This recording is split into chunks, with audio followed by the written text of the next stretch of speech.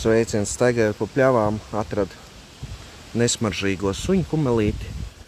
Ziediņi ir tādi palieli, un tas kumelītei raksturīgais izcilnīts tāds. Nu, ja jūs esat kādreiz vākuši kumelīti, tad gan jau atpazīsiet, te, teiksim, tāds lielāks jau zieds, kurš ir labāk redzams.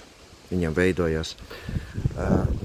Lapiņas ir tāds, tā kā dille, bet augs ārstniecībā tiek izmantots ļoti ierobežot, ļoti reti. Mazliet daudz medicīnai, nu teiksim tā kā līdzvērtīgi kā parastai kumelītei, bet viņi nav līdzvērtīgi. Viņi cenšas izmantot, teiksim, bieži viņi ievāc tā kā parasto kumelīti, bet šīs augs jau ir daudz neefektīvāks no ārstniecības viedokļa. Bet ļoti dekoratīvs, varbūt pat īstenībā šādu varētu kaut kur mājās kā lobē iestādīt. Tāds piesaugs un neļaus baigi veidoties arī nezālēm. Bet, vienīgais viņš aug reku baigā rozetē. Baigais, teiksim tā, kā viena šī rozete veido jau praktiski pusi no šitā visa krūma.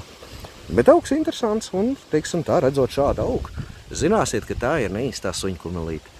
Ārstniecībā viņi izmanto, tautas medicīnā ļoti reti, bet praktiski neizmanto. Ievākt viņi īsti nav vērts.